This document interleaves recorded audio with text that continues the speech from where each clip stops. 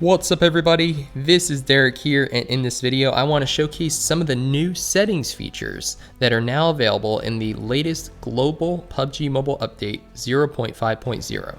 So we'll go ahead and click on the little gear icon in the top right corner of the screen, and right away you can see link account. Now there's more than just Facebook. So this is something that many people have been asking for because Facebook is obviously not the most popular social media platform, at least most popular opinion.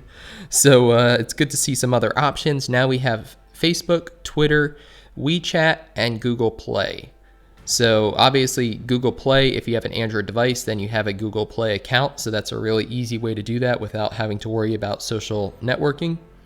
WeChat is very popular in China and around the world, so that's another good option. And Twitter, that's another good one. So I'm glad to see multiple link account options now, and you can link a different account to each of these. So if you want an account that's focused on solo, or I don't know why you'd want different accounts really, but if you want to play as different characters, maybe you want a male and a female account to play the game, so you could use two different platforms to link both of those accounts, save them so you're not worrying about using the guest account, which could potentially disappear if you lose your device or if it breaks or something like that. So link account, that is new. Crosshair Color is the same. Aim assist is the same, although I've heard that it's a lot more aggressive in this update, which is not good. So and it's good for new players, but it's not good in the integrity of the game and stuff. So we'll have to experience that and see how that works.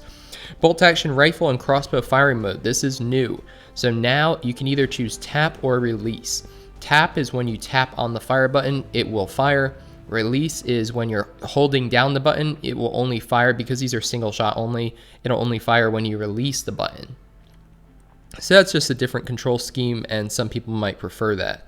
And for the shotgun firing mode, you have very much the same thing. So a shotgun, I can't imagine wanting to use release. I'm sure there are some people who are going to be good at that. I much prefer tap, but for bolt action rifle and crossbow, I might try release and see how well that works, because with those L1R1 triggers, I can kind of just hold it down, and then as soon as I'm ready to take the shot, I just release it. It's different, takes some getting used to, but it might be worth trying out. We got peek and fire, peek options, peek and open scope. I believe all those are the same. Display left fire button, auto open doors, healing prompts, all those are the same too. So those are the differences in basic.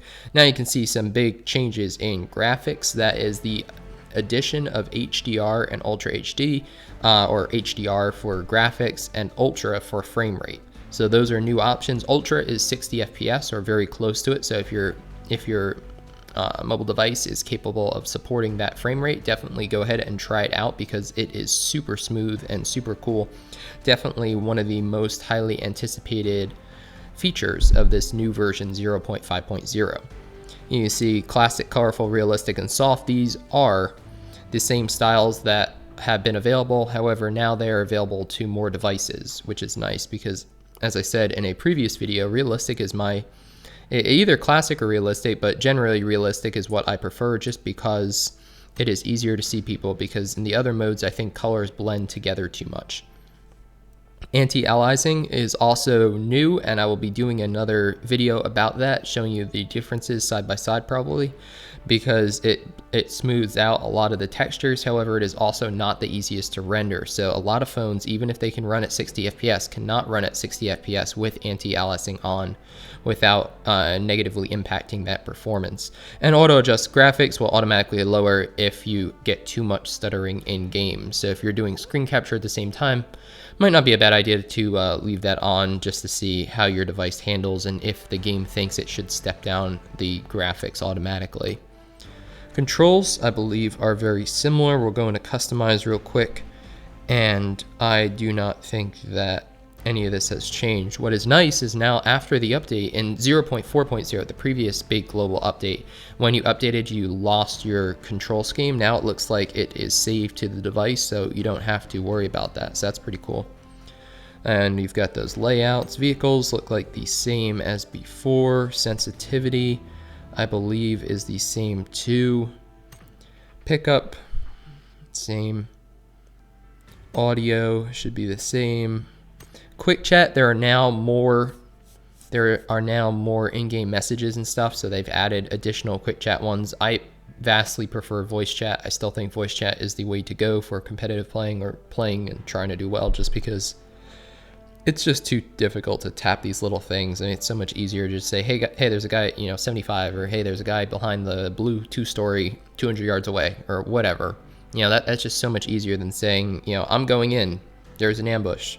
But it's still better than nothing. So, and then languages, I don't think there are any new language options. There might be, actually. There might be a few. There might have been a third row, so I'm not sure there. I don't want to get that wrong, but it looks like there are some new ones. So that's cool for those of you who are playing globally and are not playing on English. It's good to have a local language supported. So that's pretty much it for this video. I don't want it to go too long. You can see, like I said, that we just talked through the settings. I believe those are all the changes. There are a ton more changes though, with global, with missions, weekly missions, different events. You can see here we have an option to, on the left hand side of the screen, you have an option to select more than just the standard map. Now Miramar is out, so tons more content is coming on that. But like I said, I don't want this video to drag. This should just be a settings overview video. So if you enjoyed it, definitely give it a thumbs up to help the channel grow, and consider subscribing if you haven't already for tons more PUBG Mobile content. A good number of you are asking me to do a video on how to update Tencent's Gaming Buddy, the official emulator.